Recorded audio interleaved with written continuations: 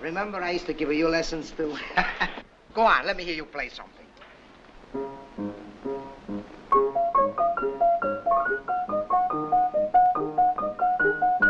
and 2 and 3 and 4 and 1 and 2 and 3 and 4 and 1 and 2 and 3 and 4 and 1 and 2 and 3 and 4 and...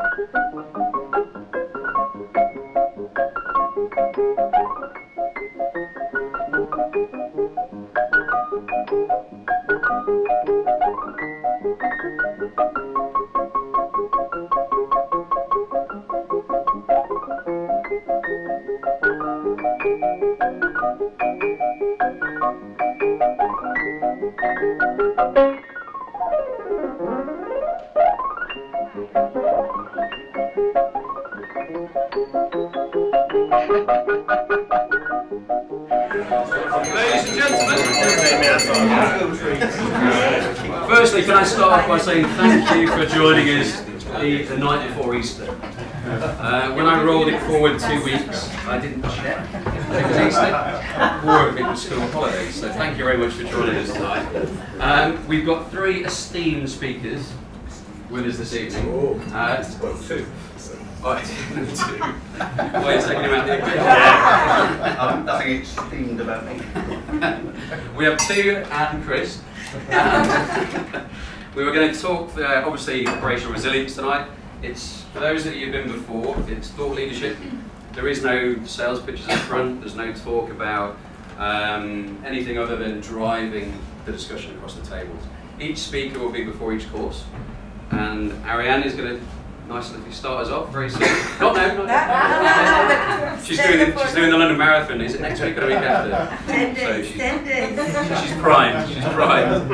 And then we'll have Chris, who is going to speak second, just before the main course, and we have Joan at the back there, who is going to finish off. And I will do a quick intro before each one about the topics they're going to discuss. And the idea is that they drive your table discussions through the evening. And who hasn't been before? There's quite a few tonight, actually, which is brilliant, fantastic. Because we were saying earlier that this is the 13th now, actually. Lucky 13th, not a number. That's why I didn't put it on Friday. Exactly that. But I think it's what, 13th in 4 years, and we started in March 2015. It's probably best to introduce Ariane, who is an operational risk guru and a marathon runner. Well, soon to be marathon runner. A trainer, and has also published her own operational risk book very recently, and that was beginning of the year, was it? March? December. Oh, December. So she's now an author. And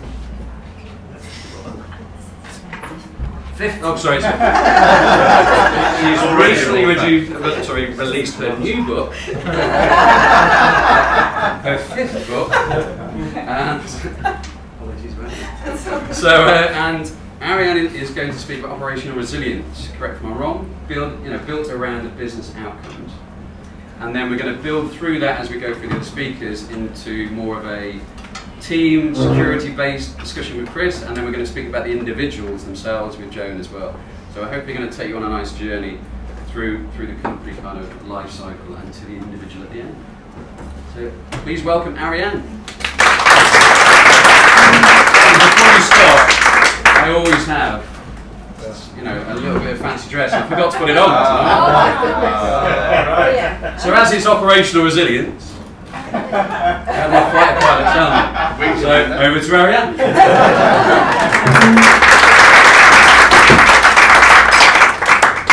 Thank you. Good evening, everyone. Apologies for my voice. Oh, would you like a microphone? No, that's fine. That's fine. Can everyone hear over there? Yeah, can you hear me okay? Yes. All right. Well, thank you, Lee, for inviting us and inviting me again to speak on the last supper. To talk about resilience. The irony occurred to me today. I was like, oh, okay. It wasn't even on purpose, okay. So Ali and I go back a long time, and thank you for that. It's always a joy to be here.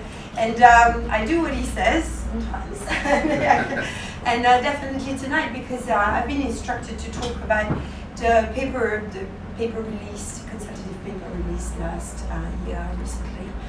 By the Bank of England, PRA, and FCA together. And before I move on to this paper, a little bit of context, and I'm fortunate enough to speak regularly, let's say, with the Bank of England and also the PRA. And the Bank of England was saying, well, financial stability is important, but now our objective for 2019 and 2020 is to have the financial sector to be operational resilient. And for all of us working in operational risk and non-financial risk is a good testament of the importance that non-financial risk and operational aspects of firms take.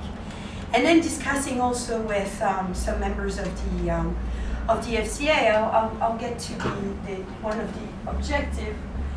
Yay, he's here. She was waiting for you as well. You're just over there, Andy. Thanks very much. Sorry. No, sorry.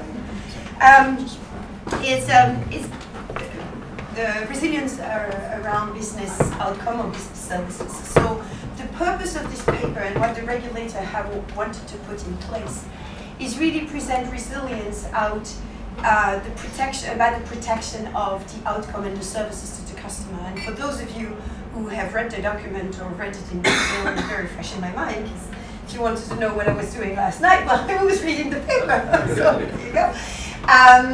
For the second time, mind you. It's not that I discovered it. Anyway, and this paper read very much like an answer to those TSB disasters.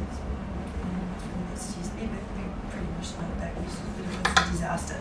Because one of the examples they take, for instance, is, oh, you know, your priority needs to be around providing a business services to your customer, to your stakeholder, but essentially the business services. Not so much the priority shouldn't be upgrade of a system, but actually be able to handle your customer. So that's basically one of the context and the motivation. But going to the paper a bit more in a structured way, what is resilience? Well, resilience is about continuity, and I'm going to take running parallel, of course, now that you all know that my minds are about the 20th of April, which is also my wedding anniversary, funny enough, but anyway.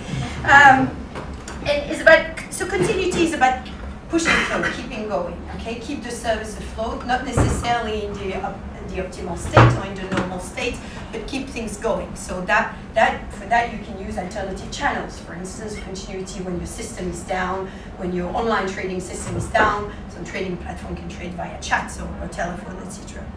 And then you have the recovery. And recovery, well, it's just like after exercise, is going back to a normal state. Okay, so you resume your online trading platform, to take that example, so the company goes back down to the normal operations. And after that, you have what could be called the reinforcement, and what Nassim Taleb calls anti-fragility, and it's what doesn't kill you, making stronger.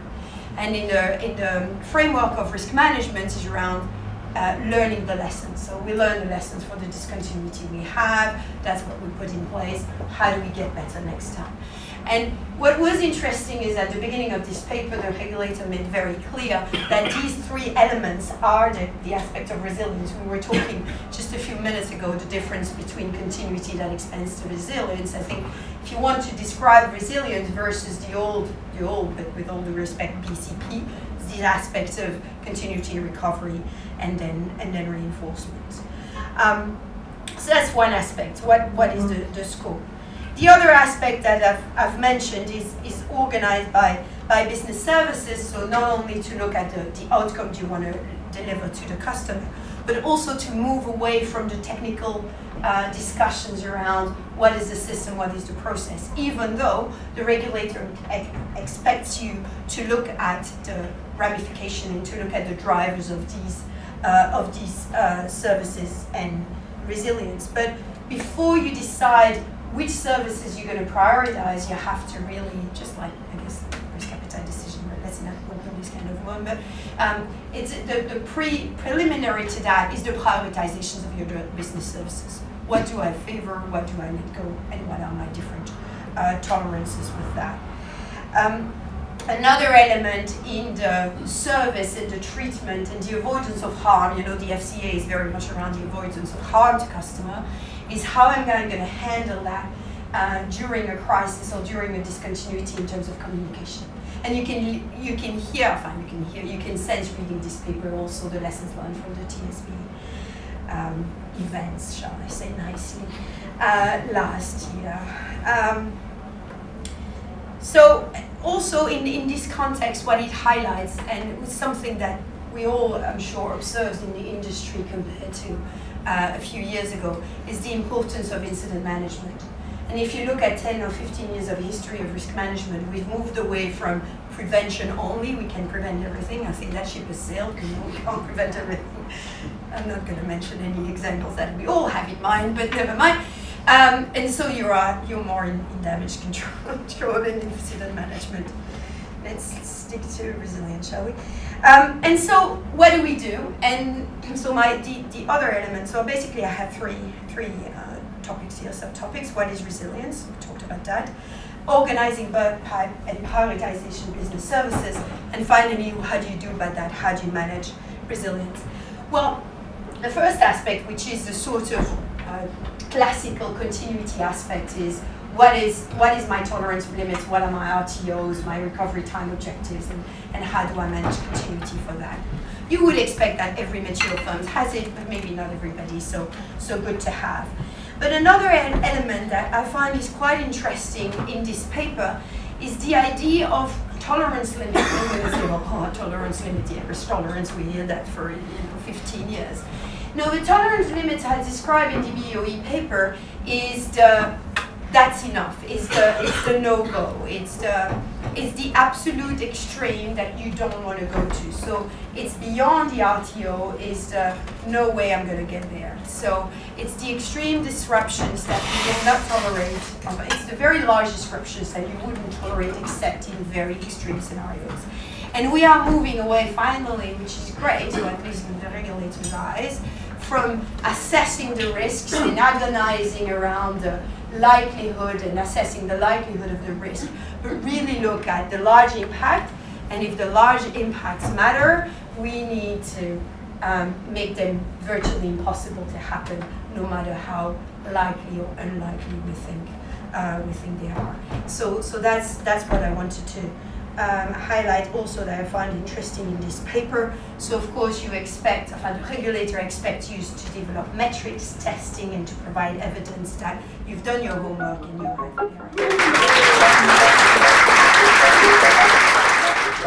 Chris is going to talk about building a security culture that reacts well to this crisis. Not the way you phrased it, but yeah, that's sort of thing. We're going to go into it, I think. And duty of care. And duty of care to your employees. Well, then, seamlessly, lead to Joan's speech. It's like we planned it and had a call. But so please welcome Chris. Hey,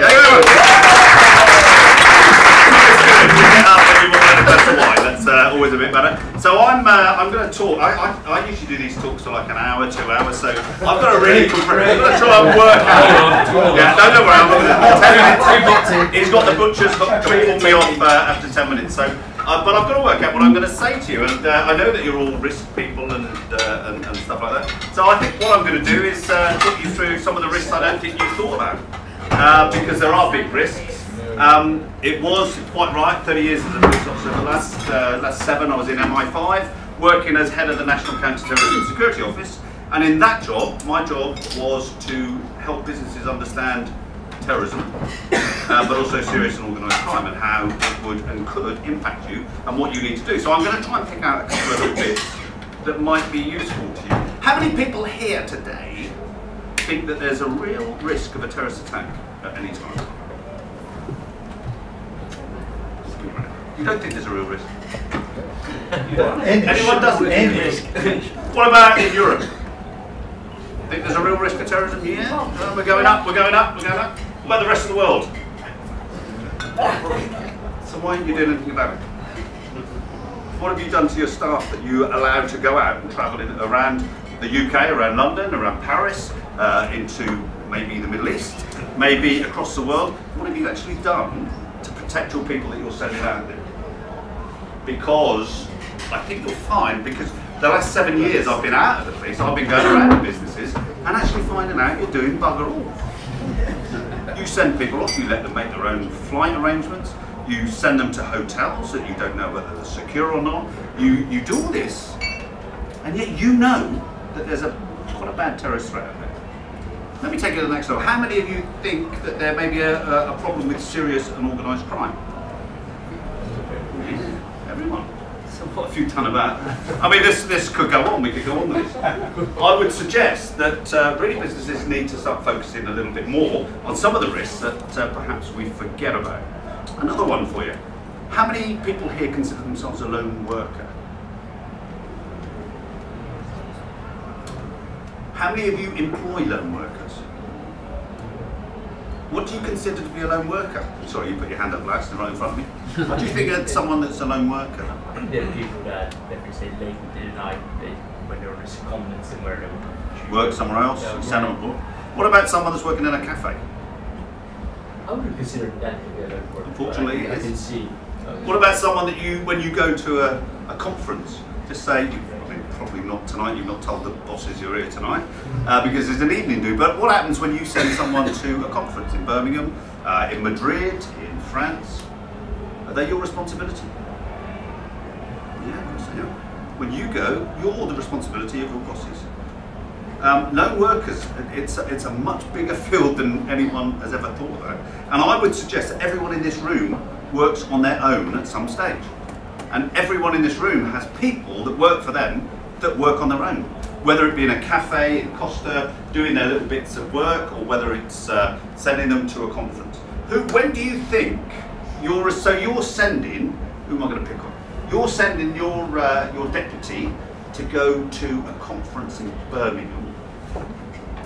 Okay, when do you think your duty of care starts? When does it begin? Well, I reckon when they're at home in their bedroom, I don't think you can be held responsible. Well, let me take it another way. So, no, let me shortcut this. So, from a duty of care, from a legislation perspective, if you've got someone that's working for you, that comes into your office every day, and they commute to and from, they don't become your responsibility until they step over the threshold of your building. Then they're your responsibility. If you're sending someone to Madrid, Jakarta, maybe China, something like that, or even Birmingham, the moment they leave their house, the moment they step over the threshold of their door, they're your responsibility. So what are you doing to help them understand the threat of terrorism that you've all told me is out there?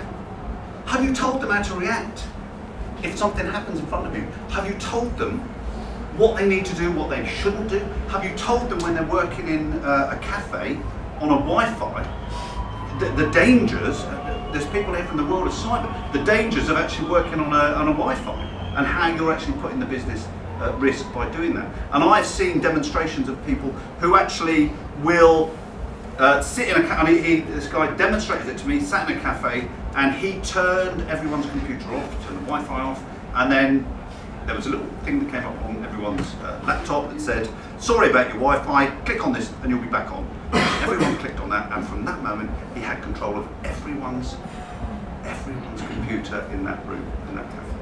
Have you told people about this? Have you given them the tools to protect themselves and the business? Probably not. And I think you have. Yay! That's right. Information security, yeah. And what I would suggest to you, Wi-Fi, public Wi-Fi. they're not allowed to. We're not allowed. No, that's good. Let me tell you, so for 7-8 years now I've retired from the police, and I can tell you that most businesses don't give enough information to them. And so what I'm saying to you is that this is a major issue. Let me tell you something else that I do, which I think is quite interesting. I do penetration tests. Now, a lot of you will be aware of penetration testing and how people can log into, they try to get you to, well, what I don't do any of that. I can't use computers very well, but what I do is I walk into your building and I put keyloggers into your computers. I sit at the desk, and we were just discussing it. I've actually sat in a bank where I've actually taken all the loan documents out of a cupboard and I stood there photographing them in front of people. And the reason I got into that building was because I told them that I was there from the fire alarm people and I was there to do fire alarms. So where this comes down to is having a security culture. This whole thing that I'm talking about is you understanding that there are lots of risks for your people, and that actually your people need to protect themselves, and by protecting themselves they can protect the business. Having a security culture is about engendering security from everyone in the business, right from the bottom to the top, including the CEO, and they're often the most difficult people to get involved in this. Because if you don't, I can always get through the outer layer of security in your business. Whether it's your computer system, then you need to have the firewalls to stop me interfering with it, but also I can get through your outside doors and sit in your offices. And I'll give you a couple of examples of where I've done this. One was a hedge fund manager who was a very rich man, one of the richest people in the country. You wouldn't have heard his name because he's very he doesn't announce who he is and what he does. And they asked me to do a pen test, and they had thumbprint entrances into the building. They had thumbprint entrances into the main office, and I got in on a Saturday when the relief guard was there.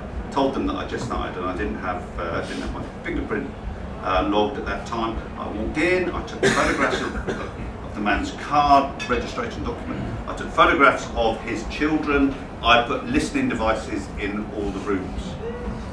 So when we get into security culture, how many of you actually know what's going on in your building at 2 o'clock in the morning? Who's in your building at 2 o'clock in the morning? Me, sometimes. I don't like to go in at 2 o'clock, to be honest. I don't like night duty anymore. But how many of you know who's in your building, in your office at 2 o'clock in the morning? Who do you think's going to be in there? Cleaners. How much? What do you do with your cleaners? Who does your cleaning? Outsourced. So who are they? Who are these people that are wandering in your building at night? Who else is in the building? Security guards. Outsourced.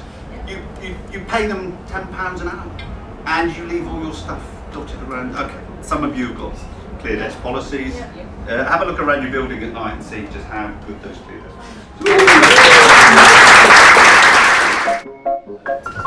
So I want to introduce you to Joan Keevil. I'm going to say correct me wrong. The chair of the e-learning network. Chair of the board, sorry, the e-learning network. That's a volunteer one. Training facilitator and designer. And we're hopefully, we're going to go from the piece that Chris has spoken about to the individual. Is it anti-stress month or stress? Stress awareness month. I didn't read what you said. I just had too much wine. It's stress month. So it's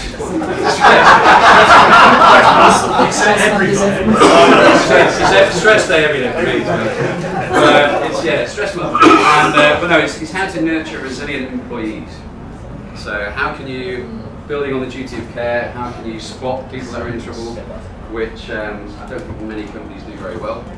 And I think we're going to explore that now. So please welcome Joan to the stage. So I hope you're all feeling relaxed and not stressed. I will keep this short in the time frame, and I'm going to make it a little bit interactive. Do we all know what stress is? The definition of stress? No, it is.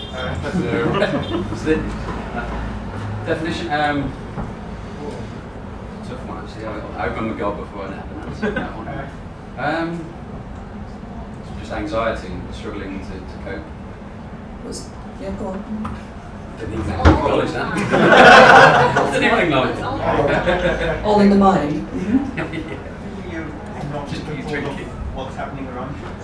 Yeah, it's an adverse reaction to too much work pressure, basically, is how it's described. It's not an illness. I mean, PTSD is an illness, post-traumatic stress disorder, but stress itself is not deemed to be an illness, but it does cause a lot of other problems that increase ill health. So what I want to do is to pick up the threads and to try and weave everything together, because it seems to me that you can do all the resilience planning that you like, but if your people fall over, you've got problems. Now, how many of you are actually experiencing stress at work? I don't want to make this personal, but are you aware of people in your organisation who have gone off sick with stress-related ill health? Can we have a show of hands? My goodness. Is it something you're able to deal with? Have you got systems and processes in place? Yeah. No. So some of you have. So if you haven't, you need to seek out these people who have got tactics already in place. Do you know how many days are lost in the UK, or were lost the last couple of years over stress? Any guesses? 10 million. 10 million, right? Any advance on 10 million? 5%. 15.4 million in 2017-18.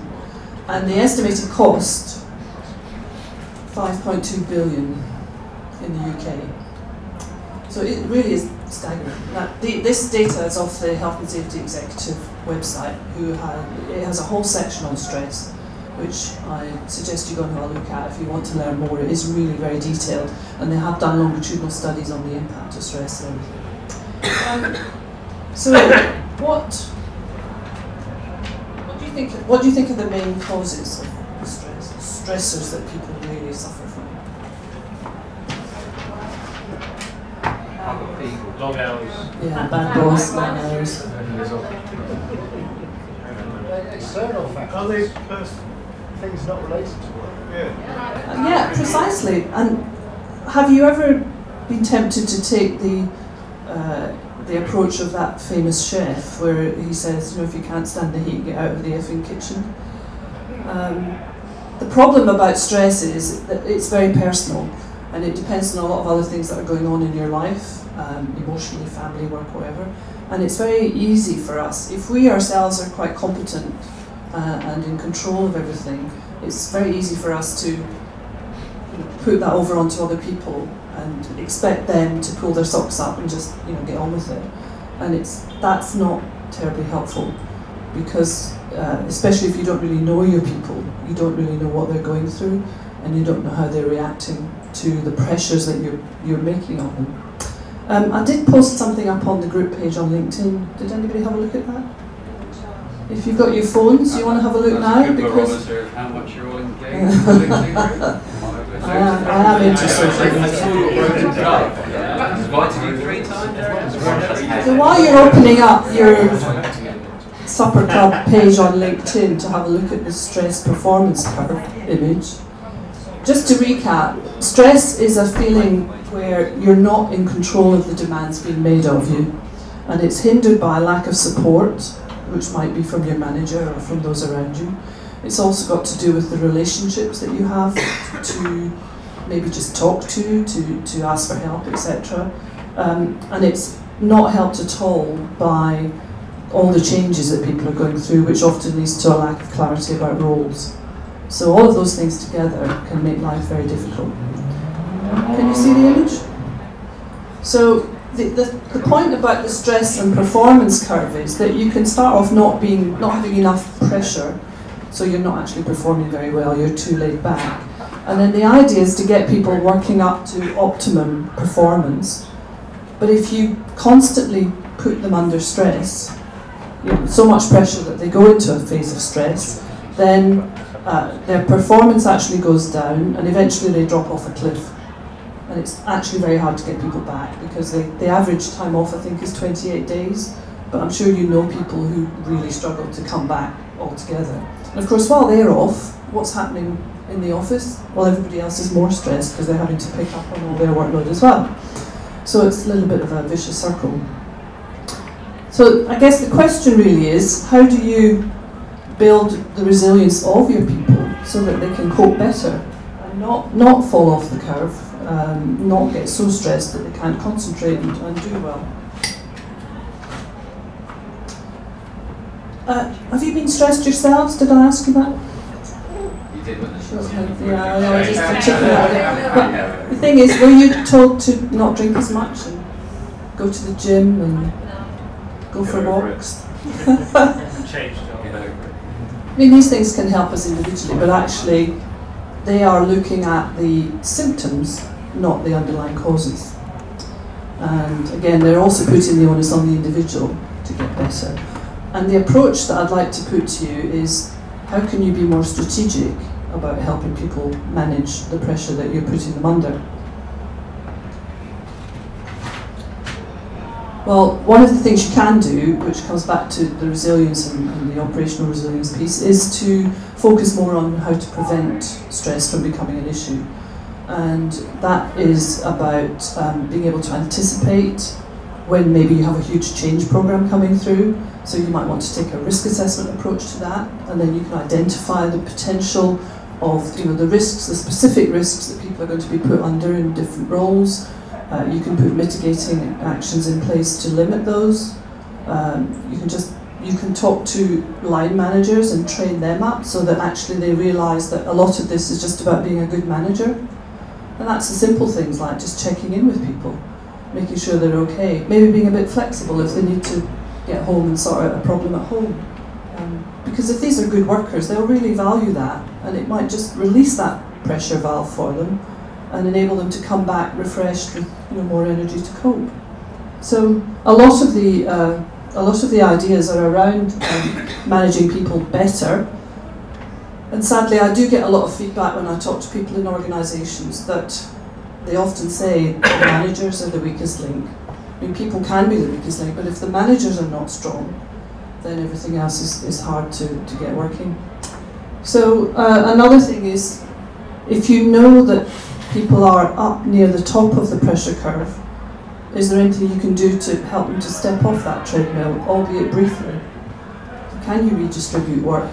Or can you actually take a smart approach where you say, there's so much change here, we have to think about what we should stop doing because it's not adding any value, or how we can work smarter. And then the other aspect to look at is how can you build people's skills so that they are more resilient? How do you help people to take on more and get better at what they do? And they say, I think, well, I read it a lot on LinkedIn anyway, that people look at an organisation now and look at the development path that they're being offered, and that's partly what they make decisions on when they choose an employer. So are you able to find, gosh, so I'll have to be quick.